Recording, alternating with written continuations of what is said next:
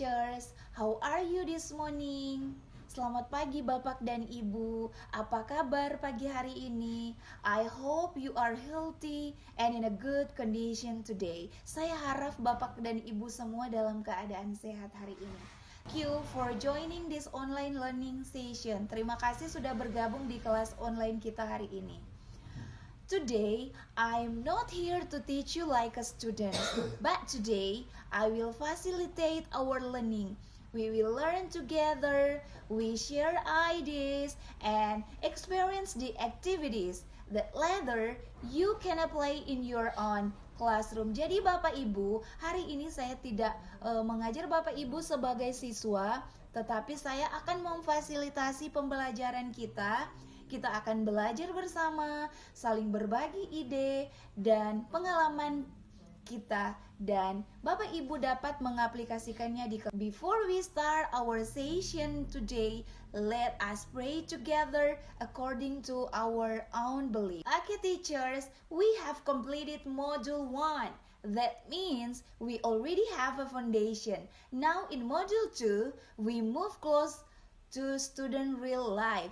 We move closer to students' real life. Modul 2, dekat dengan kehidupan siswa SD Bapak Ibu. Silakan Bapak Ibu memperhatikan modul di LMS-nya Bapak Ibu pada modul 2. Di situ bisa dilihat modul 2 dekat dengan kehidupan siswa. In this module, we talk about school activities and school plays. This topic is very safe, very familiar and very meaningful for primary school students. Okay teachers, before we start the main topic, let's do a quick icebreaker. I will say an activity and you have to guess which of the school it usually happens in. For example, if I say reading, you make answer library. Example, playing, you can say playground. If I say studying, you can say classroom.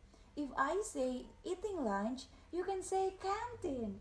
If I say cleaning, you can say classroom. Okay, Bapak dan Ibu, raise your hand if you know the answer. This is a fun way to get ready and think in English, just like your students will. Jadi Bapak Ibu, angkat tangan jika tahu jawabannya. Ice breaking ini melatih guru berpikir cepat dan berinteraksi.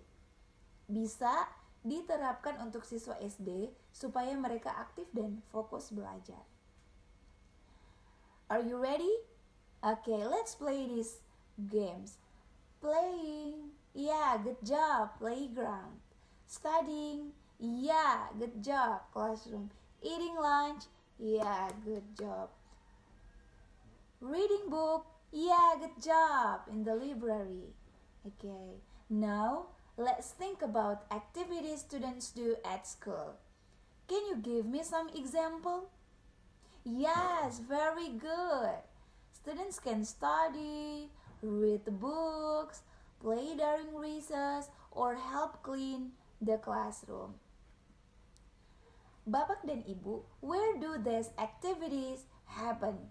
Studying is usually in the classroom. Reading can happen in the library. Playing happen on the playground. Cleaning is in the classroom. Can anyone give me another example? Yeah, good job. Bapak Ibu, kita itu pikirkan apa saja yang siswa lakukan di sekolah. Bisa Bapak Ibu sebutkan contohnya? Bagus, siswa belajar, membaca buku, bermain saat istirahat, atau membantu membersihkan kelas. Kegiatan-kegiatan ini terjadi di mana? Belajar biasanya di kelas, membaca biasanya di perpustakaan. Bapak dan Ibu, let me ask you a simple questions. What do students usually do at school? Yeah, good job. Students study. Yeah, you can write in the column chat. Okay, students play. Students clean the classroom. Iya, jadi Bapak Ibu, kita mulai dari aktivitas, bukan dari grammarnya. This is very important for young learners. meaning come first. We help students understand before we explain the rules. Now, teachers, let me ask you another questions. Where do students do these activities? Okay, I will share a screen. Wait. Bapak dan Ibu, where do students do these activities? You can see pictures number 1. Yeah, write in column chat. Or raise your hand if you want to answer my questions. Okay, good job. Yeah, number 1, students study. Where do students do these activities? Number 1. Yeah, good job, in the classroom. Next, what do teachers and students do these activities? In picture number 2. Yeah, good job, in the classroom. Okay, you can see picture number 3. What do students do these activities? Yeah, good job, in the library. Nah, dari aktivitas ini kita langsung masuk ke tempat Bapak Ibu. We move to preposition of place. Baik Bapak dan Ibu, we move to preposition of place. Please look at the picture.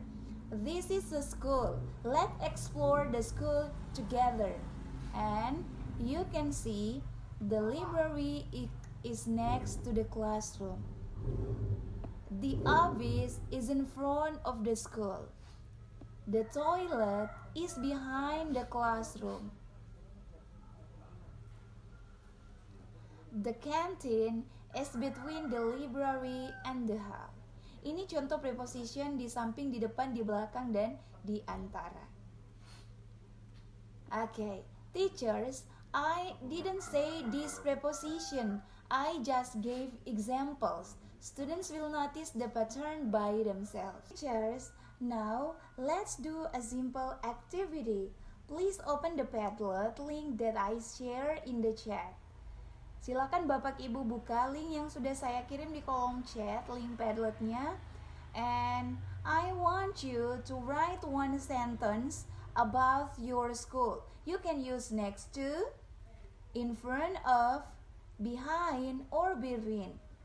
Contohnya, the library is next to the classroom. Thinking about your school, Bapak Ibu. Bapak Ibu pikirkan tentang sekolah-sekolahnya Bapak Ibu dan silakan membuat kalimat sederhana. Write one sentence about your school. You can use next to, in front of, behind, or between. Okay, do you understand? Yeah, good job. Ya, jadi Padlet ini melatih menulis singkat dan saling belajar. Saya sudah mengirimkan linknya Bapak Ibu. Iya, ada di kolom chat. Okay, good job.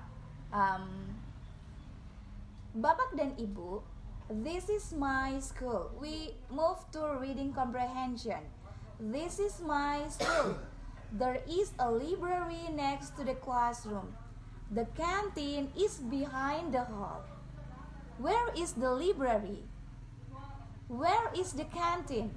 Yeah, good job.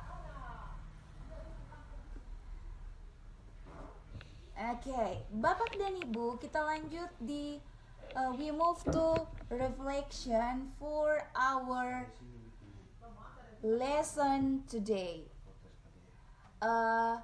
Teacher, now please think. How did you feel during this activity?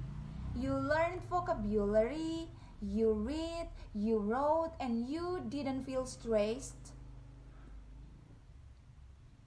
Bapak Ibu, jadi grammarnya muncul alami dan tidak dipaksa. This is a discovery learning. This is mindful, meaningful, and joyful learning. Okay, teachers, you can do this in your classroom. You don't need perfect English. You only need courage and consistency. You only need courage and you only need courage and consistency. Once again, you only need courage and consistency. You only need courage and consistency. Semua guru pasti bisa, pelan-pelan tapi pasti. Thank you for learning together with me today. Let's keep learning and growing together. Thank you.